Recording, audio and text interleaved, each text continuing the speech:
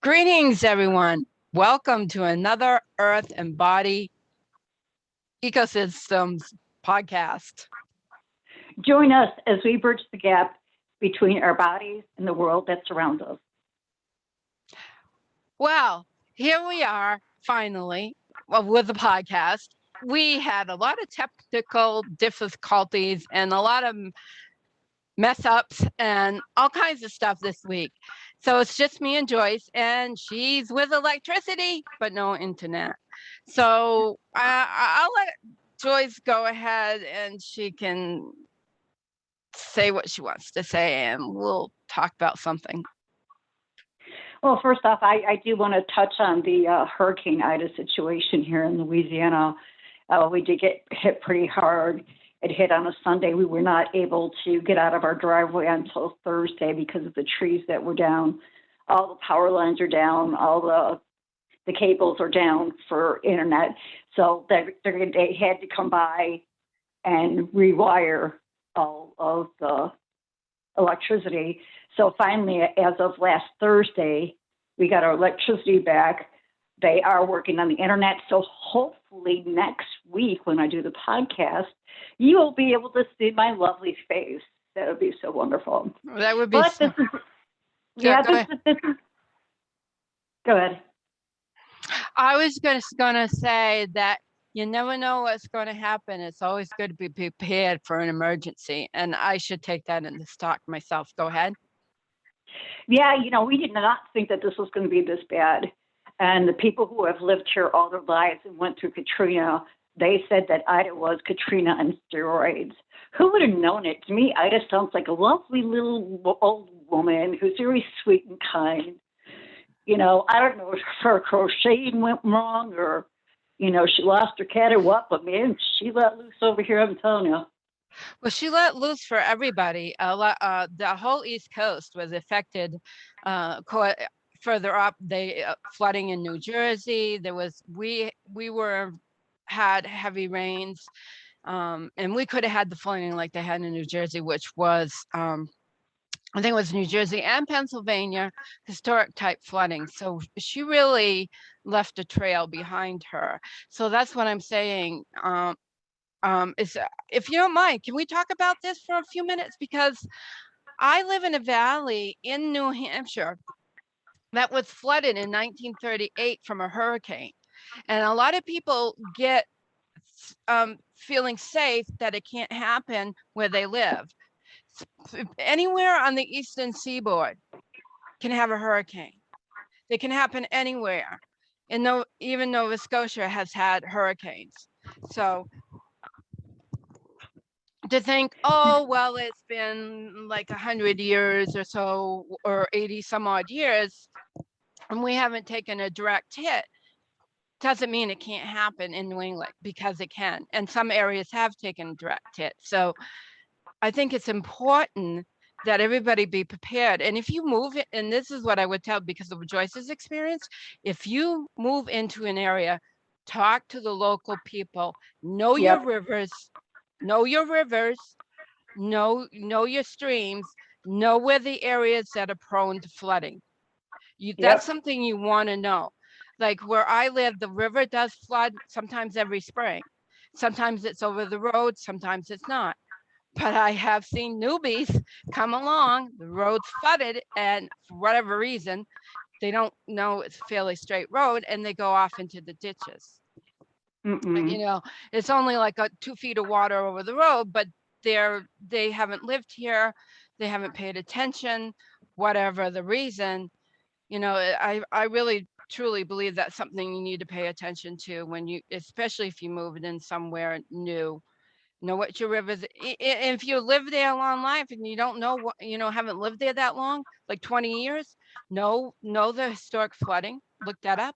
Look if your area has had tornadoes, because even in New Hampshire, we've had tornadoes. We've had deadly tornadoes, especially in Western Mass, in Massachusetts, and in New Hampshire too. We've had deadly tornadoes. So don't think that it can't happen, because it can happen just about anywhere on the East Coast. Okay, that's my rant for the day. Well, and the thing is, Heidi, is you bring up something really good because, we've had new people move onto our roadways in the past year. One of them is a neighbor, and they had asked us about flooding, and it's never flooded over here. But we've had two houses on this road. They got water. One of them, some good friends of ours, had 4 feet of water in their house. And he also has classic cars where the water's got into his cars. And, Heidi brings up a good point because just because the hurricane happened here in Louisiana doesn't mean that other places can't suffer the repercussions of it. And from what Heidi was saying, because of the fact that we have so many trees that were totally uprooted. And I'm talking, these are big freaking trees. When we woke up, I'm like, oh my gosh. You know what, Heidi? I'm now convinced that Ida didn't mess up on her crocheting. She was definitely looking for her cat, high and low, wherever she could go. Well, it's like, yeah, and New England can get a very strong hurricane. It was something in 38. See, this is why I follow hurricanes, because my grandmother kind of locked it into the brain about the stories about the hurricane of 38. And the main thing was, it was kind of like this year, they had a lot of rain, that like down where you are, the ground was overly saturated, right? Even before Ida came in. And so this is what happened. It always is. Yeah. So, well, this happened here in New England, and it was oversaturated, and they got copious amounts of rain and wind. It was, I don't know, they didn't categorize them then, so I don't know what the category was, but it uprooted trees all over the place. My grandparents had a beautiful apple orchard, and that was totally devastated. It was also underwater, but it wasn't the water so much as it was the wind. It just pulled everything down. They lost all kinds of chickens. The farm was surrounded by water. I heard this story over and over from my grandmother, that it was so raw in her mind, this event, that she could see it like it was yesterday, and the way it's traumatizing. Yeah. I mean, I can't imagine today to see the whole farm and surrounded by water, and that would have meant the house I'm living in would have been surrounded by water. I don't think it got into the house, but it would have definitely been surrounded by water. So, that's thing, to say it could never happen. We have flood control now, but that doesn't mean it can't happen, because the dams can fail, or the dams can be overtopped. And one time I was up by the dam this summer, and it was pretty close to with the water, that dam goes over, but it was so full, and it's the dam is above it, but that was so full because they had to release the water, that a couple more feet and that could have been disastrous. So, well, part of the reason that these people ended up flooding over here, and even that we got more water in our yard than we normally do, because the trees that fell were blocking the way, because there's a part of a stream that goes back behind our house that leads into a river, which goes into a bigger body of water. But there were trees and debris in there, and it was stopping the water from going down. So that was a big issue. Yeah, definitely. So like Heidi said, you just never know. It's better to be safe than sorry, and be prepared. Talk to people in the area who've lived there a long time. But then, like I said, even people here who lived here all their lives, they'd never seen anything like this before. Yeah, and Joyce was very fortunate that those trees didn't fall on our house. Very fortunate. Extremely fortunate. Yeah, totally. I mean, when we woke up, because we were hearing stuff fall outside Sunday night, and we had already lost power, and we had a flashlight, but we couldn't see anything. So when we woke up Monday morning and looked out the window, we were just like, oh my gosh, these trees could have easily hit our house. But it was the way that the wind blew them away from the house instead of towards the house. So the direction of the wind played a really important role in that. And yes, I'm very thankful and very blessed. I mean, as far as I'm concerned, it was a freaking miracle. Yeah, I agree. I think it was too. I mean, well, we're surrounded by trees here too, and it wouldn't take much, you know, a pretty good storm. And if it was blowing all night, I wouldn't be sleeping upstairs. Well, there was one town or parish, I forget which one it was, that they had clocked, however they do it, the winds at like 103. Yeah, I even heard higher on some of the parishes right on the ocean. Yeah. Yeah. But, it's funny because I was thinking about it, and it's like when we opened the door to see what we could see, I don't remember feeling any gushes of wind, Huh. But which it is was, which is crazy. yeah. And why Joyce got it so bad. So if you know anything about hurricanes, the northeast side is usually the worst part of the storm, and that's where they were. She was in the northeast eye wall. And I saw that I know exactly where she lives. So I was watching, right? Oh, you're Kind of, stalking me now, huh? yeah, I was stalk. Well, I always stalk hurricanes, like I said, because of what my grandmother went through. It imprinted me for life.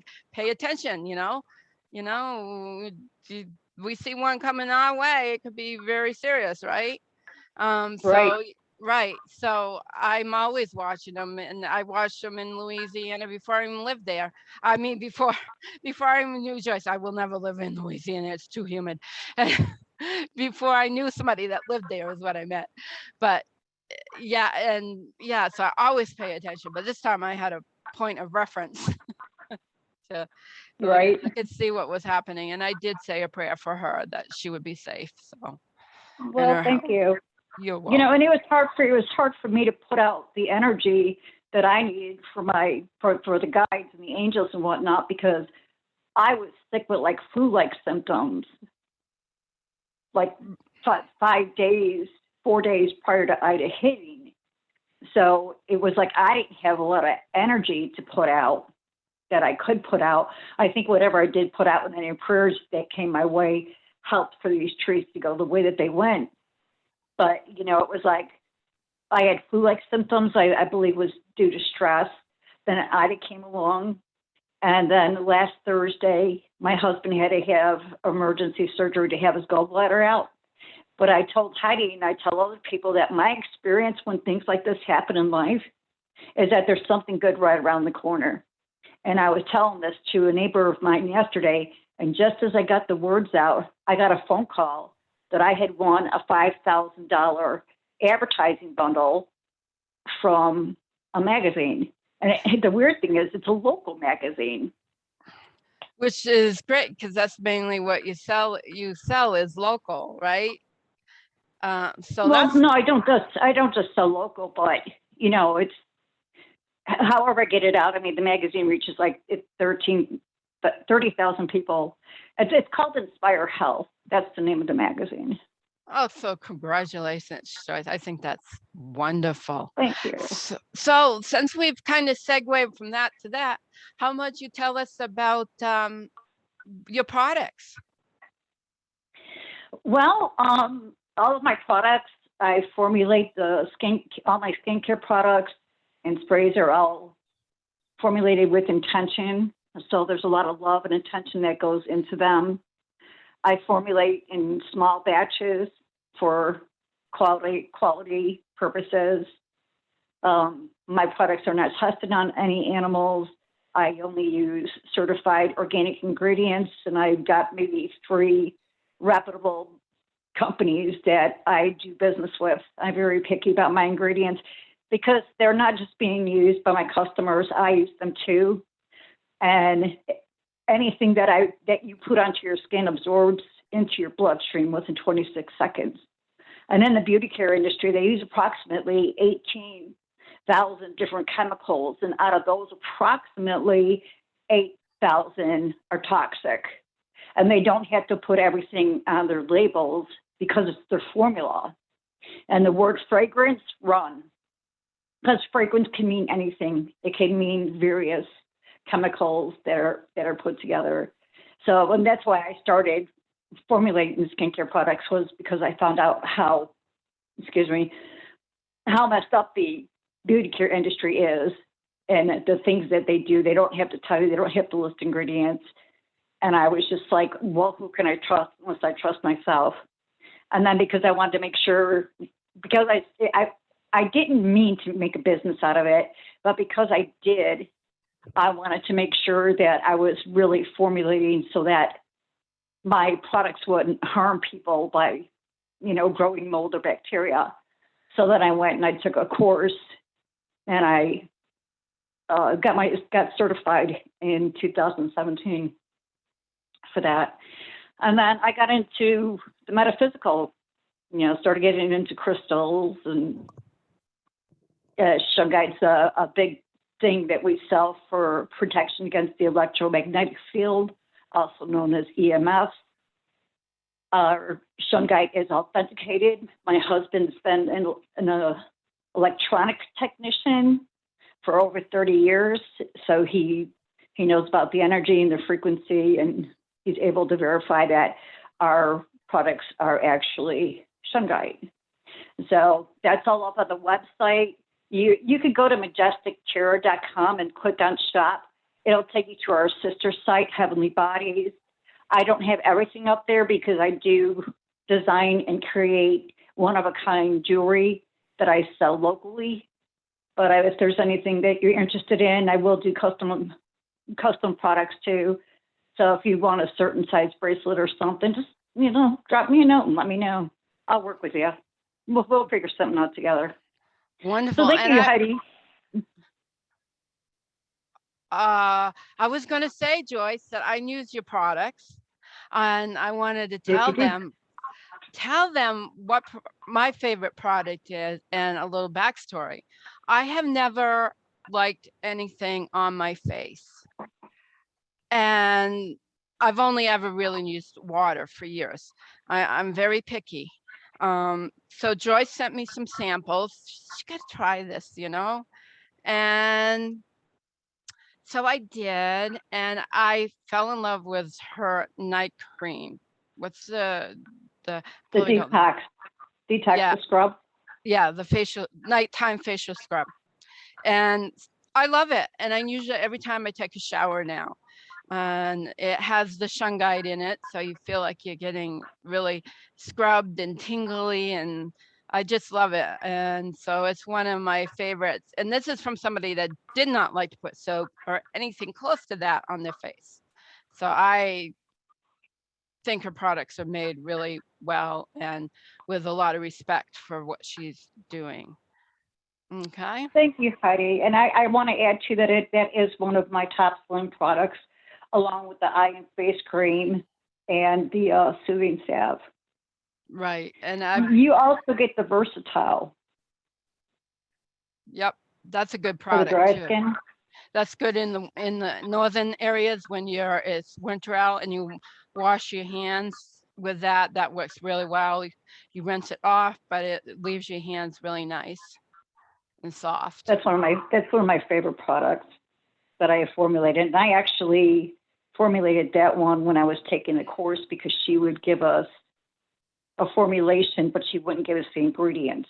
We picked up the ingredients that we wanted. And that was one that I did, and I really liked it. And I agree with you, Heidi, because I use it in the wintertime. My wrists will get really dried and cracked in the wintertime because I wash my hands so much. And it's like I use that one time, and within 24 hours, it's better. Yeah, it works really good. So thank you for that. So Heidi, let's talk a little bit about you. Let's hear something about Heidi. Well, I'm a professional tarot reader. That's one of my big things. I'm also an herbalist, and I am available. I have a website, but I keep having difficulty with it. So it's kind of, I've been like, oh, you got to be kidding me. So I really need to dedicate some time to that. But it's the easiest way really is to just email me and say, I'd like a reading, or Herbal Consultation. I'm available for both. So in a tarot reading, I like to go outside the box.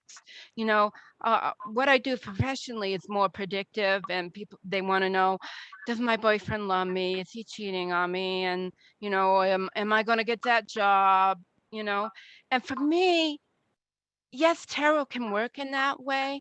In that moment, nothing is 100%. If somebody tells you they have 100% accuracy when they read tarot, they're lying to you because nobody has 100% accuracy. It goes on probability and consciousness. If you change your mind, that's going to change the outcome. Okay, so it's actually what's probable in that moment. And yes, I have predicted ahead. It can happen, but there's also a lot that goes into that. So the way I really enjoy using tarot is as a tool so you can help you find where you're blocked and then where you want to go.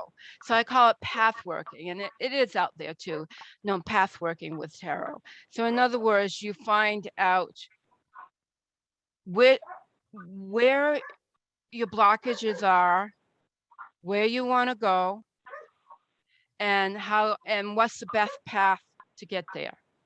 And tarot is wonderful for that.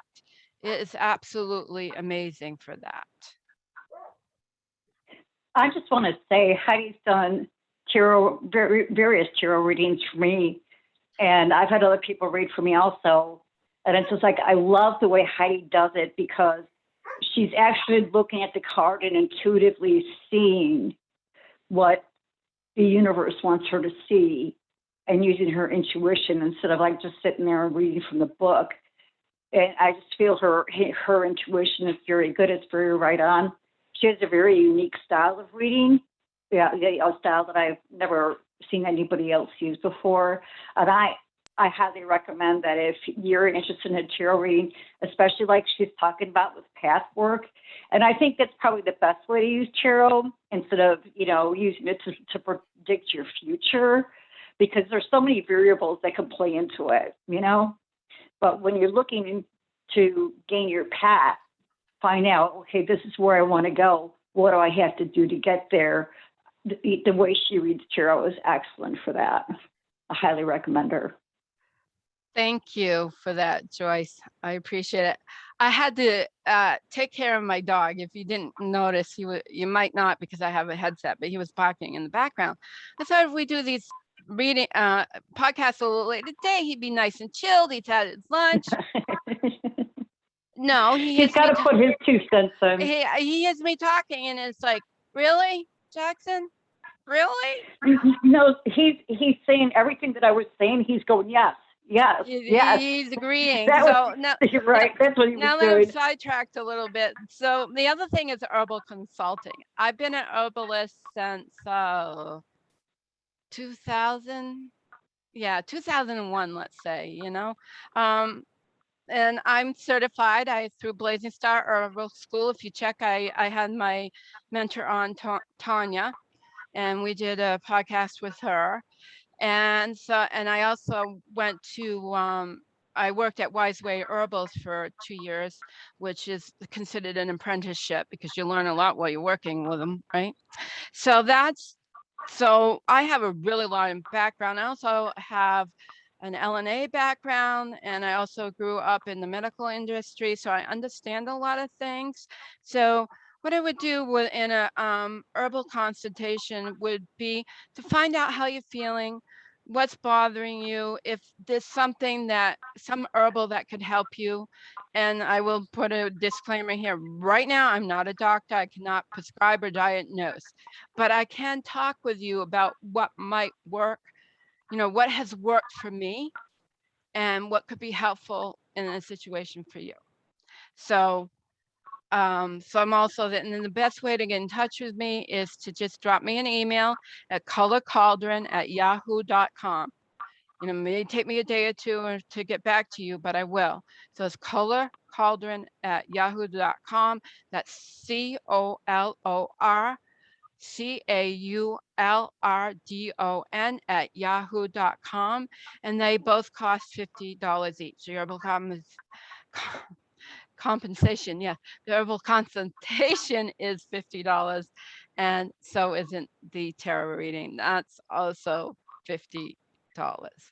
So yeah, drop me an email. I would love to hear from you, and I'd love, we'll set up a time. So Heidi, do you have any special plans coming in the future? Any programs or courses or anything like that that you're going to be offering? Not at this time. I don't think I have the time to put into a course. I got to see, I know I have in other winters when I have more time, but I'm not sure about this year. But I have taught in the past, and one of the big things that I do teach about is essential oils and the dangers of essential oils being ingested. And I know that there are multi-level companies out there that really tout this, but you got to understand that first medicines, right? Very first medicines were, let's say when they actually became a pharmaceutical, were actually extracted from plants. So what they did was they took a certain, what we call constituent or component or part of the plant. They broke it down into its chemical composition. And the one I can think of right off the bat is digitalis, which is the plant is even named digitalis purpurea, and I can't think of the foxglove. So if you accidentally ingested some of the foxglove, it's not a good idea, but you'd probably be all right. But if you take the digitalis, which is a derivative of that, and it's used for heart palpitations and correcting heart arrhythmia, if you don't have a problem, that could cause you that problem. Okay, it could cause, make you pass out. It could, really, because it slows the heart rate. So something you don't really want to mess with unless you totally understand, right? So my point is that's an extraction, okay? The same with willow bark and meadowsweet. That's where aspirin came from. And that's why a lot of people have stomach troubles, because they're only using one part of the salicylic acid, something like that. But that's what the aspirin is. And that can cause stomach issues. But the whole plant is actually nourishing to the tummy. So what they've done with essential oils is essentially the same thing. They have taken the volatile oils, the compounds, and they have separated it out from the rest of the plant, and they've basically made a chemical.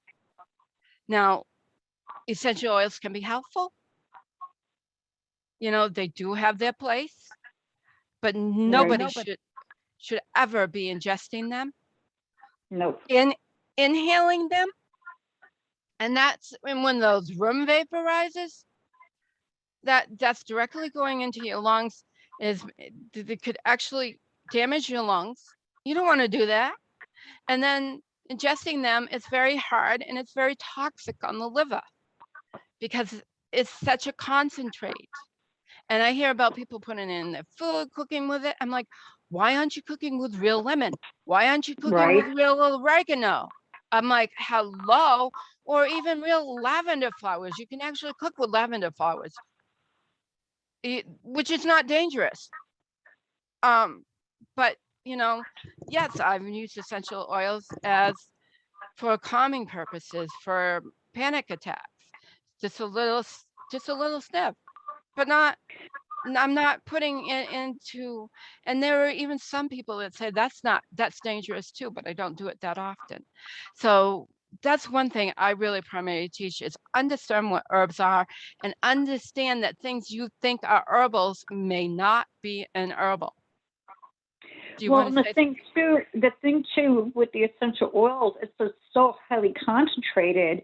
I mean, I'm probably wrong on my numbers, but just for instance, it could possibly take up to 80 rose petals to make one drop of essential oils. More than that. Are you going to put, well, like I said, for sake of conversation, but are you going to go ahead and put 80 rose petals or 80 of anything like into a dish you're making? No, you're not going to do that. So why would you ingest even one drop of an essential oil? It's more than 8. It's like hundreds. And the same with lemon, Melissa, lemon balm.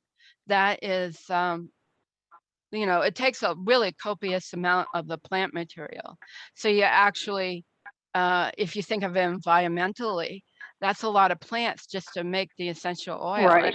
And if, these multi-level companies are selling to sell, that you use and use and use the product, like, really, so that's their goal, right? Is, to make big bucks. Let's be honest here. That's what most companies want. They want to make money. Right.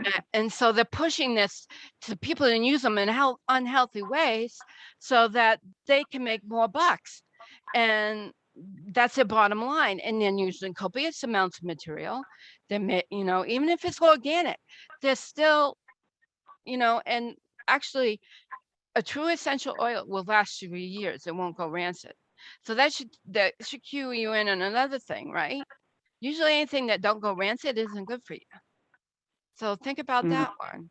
That's why, like, white sugar, white flour don't go rancid, but is it good for you? Nope. Nope.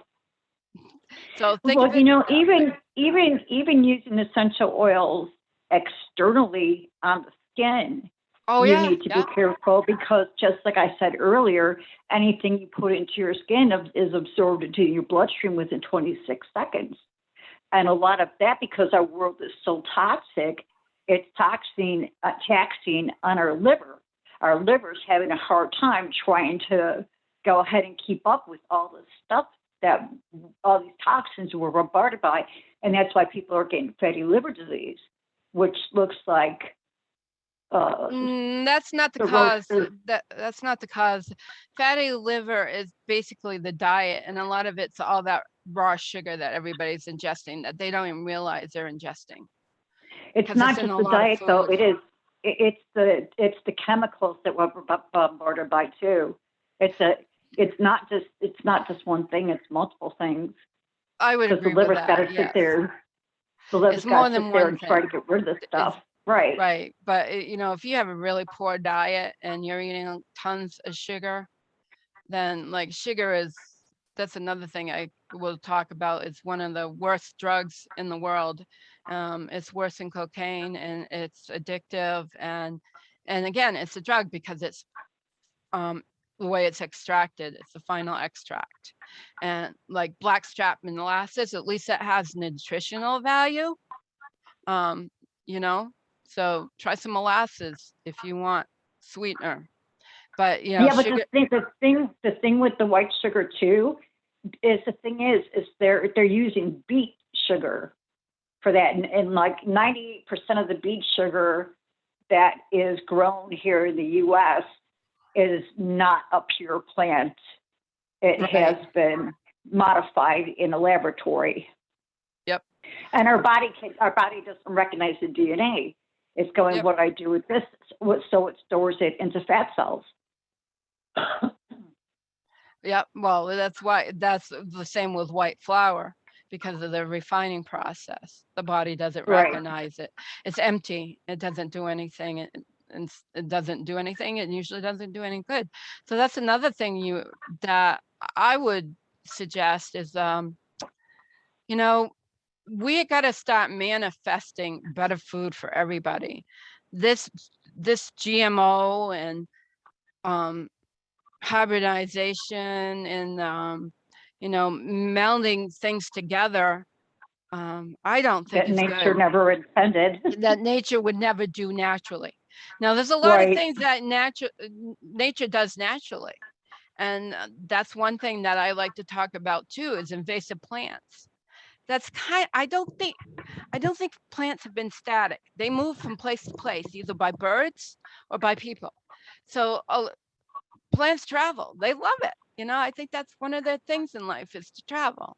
So they get invasive because one plant comes into an area and it disrupts the whole ecosystem. And the main reason that plant comes into an ecosystem is because that ecosystem has already been disrupted. So it can't really Right. defend itself. But most of the invasive plants play a role in helping that ecosystem revive itself, even with people. And it's a sign that your area is not being taken care of like it should be. So But invasive no, plants, not all invasive plants are bad. Some of them are very good. You that's know, what I was, and also what we have to consider too, Heidi, is like I remember as a child growing up in Chicago. You know, dandelions were a weed. They were something that was horrible. My mom would send me out there to dig them up, and it's now, with my knowledge, just one of the most nutritious things that we've got on this planet.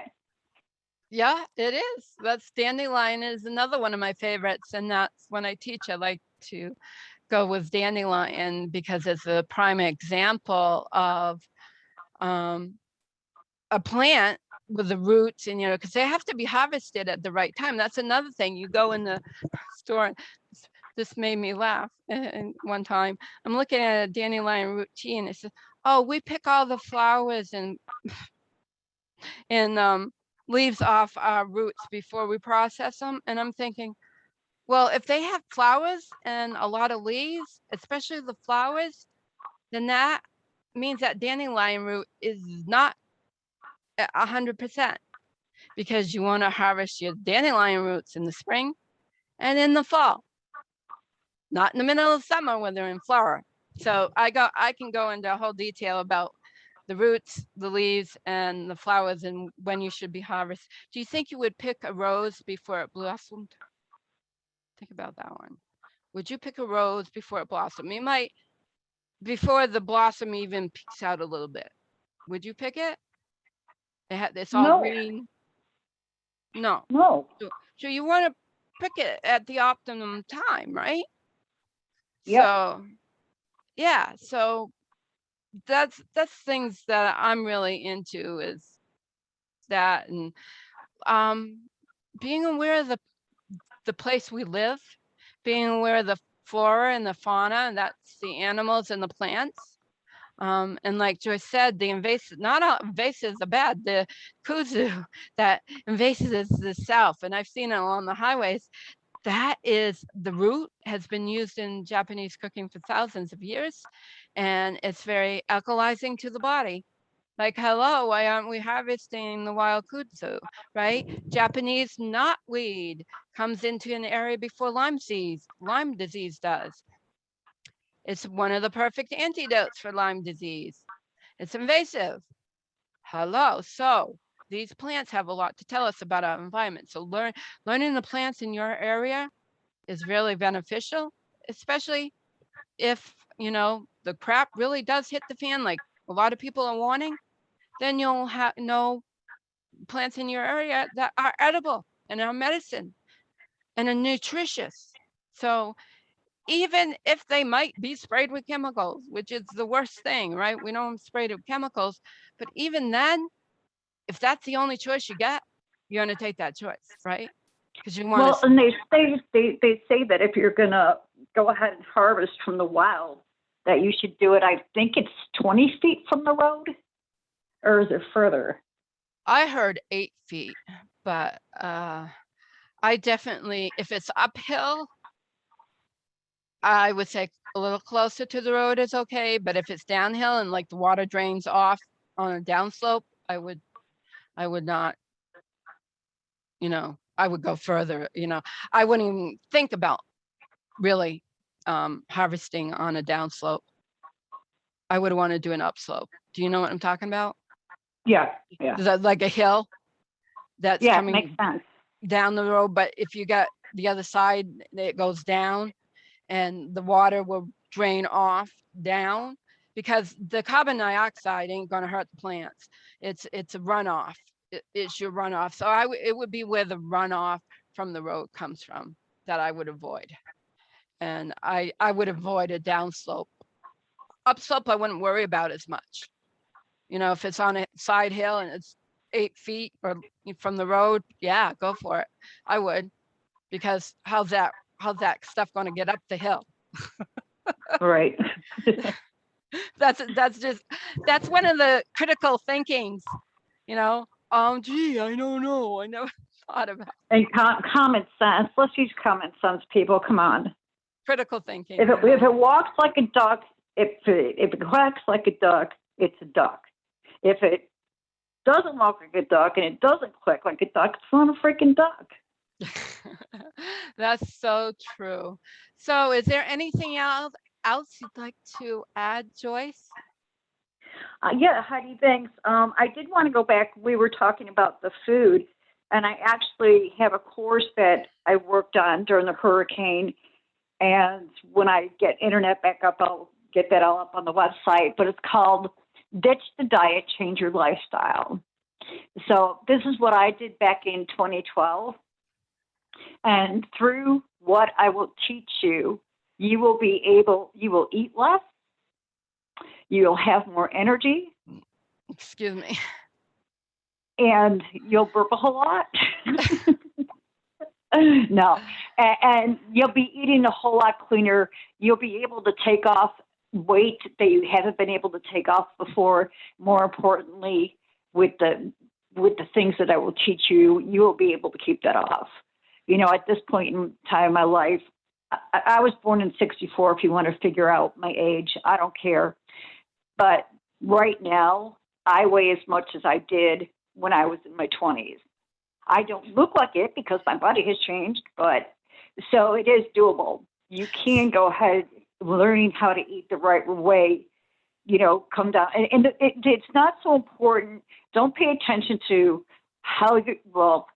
don't pay attention to I want to be a size 2 or I want to weigh this much. It's a matter of something else I'm going to teach you we're going to talk about is listening to your body. So when it comes to your weight, where do you feel the most comfortable? So that's going to be coming out soon. And when it does, I will get a full announcement. I'm also working on another course. I haven't come up with a title for that one yet, but we're going to work on detoxing your home, getting rid of all the chemicals and learning which ones to bring in. So this way you don't have to sit there and go, okay, I got to get rid of this, but what am I going to replace it with?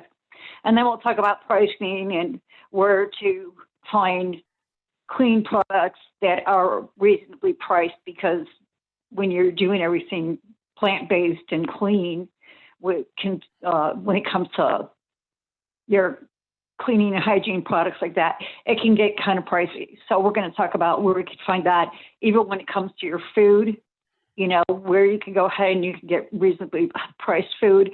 Not only that, but how to watch prices and compare prices and that kind of thing. So keep an eye out for that. And I'm just going to add, I weigh what I did when I was in my 20s. So yeah, I'm pretty happy about that. I weigh what I did. I weigh what I did when I was in my 20s right now. See, and that's something too. Heidi and I both have different techniques. Heidi went the keto route, and for her, that works really well. Not everybody can do. I didn't mean to step on you, but not everybody can do the same diet. I think it depends on genetics, and I mean genetics and your ancestral history and where they came from and what was their main source of food. Right. And that's what I've come to learn, but that's for another time. And I could talk about my story and my struggles, but the main thing I would say is to love yourself and treat yourself well and eat well and do yoga. Breathe. And breathe. Oh my gosh, breathing is, I will tell you my story sometime. Breathing technique is what changed my life. A breathing technique, this was probably 6 years ago now, totally changed my life. And I will talk about that at some point. That'd be a good conversation. Write that down. Okay, I will. Yeah, breathing is, and people are probably listening and go, well, I breathe all the time, but we're not breathing appropriately. Yeah, well, I'm talking about, breath work. We're breathing so shallow. Yeah, it's like 20% of the air that's in our lungs is stagnant because we don't breathe properly. Right, you don't get really deep. So I'll talk about that, and I'll talk about yoga and how that's changing me, but also how difficult it is, because I'm 2 years older than Joyce. So if you can figure that out, you've been paying attention. So, So you have some homework to do. You have math homework to with do. math homework, right. So I'm 2 years older than Joyce, and yeah. So when you have a lot of issues that you've struggled with for your life through your life, and you're trying to fix that, sometimes it's not easy, especially since we're living in such stressful times. And if you're not Right. stressed about, no matter what side of the fence you're on about what's going on right now, then you really have your head in the sand. That's all I can say. You're not paying attention to anything. Anyway, is there anything else, Joyce? Nope. Get your head out of the sand. Pay attention. Yes, and learn how to breathe Love properly. one another. And love yourself most of all. So Right. anyway, thank you so much for listening. I hope you listened through the whole thing, because I thought we did a pretty damn good job. We always do. Don't forget to get out there and enjoy the wild and breathe. And keep on shining that beautiful light. That's right. So until next time. Until next time, till the next podcast, and hit stop recording. Bye. Bye.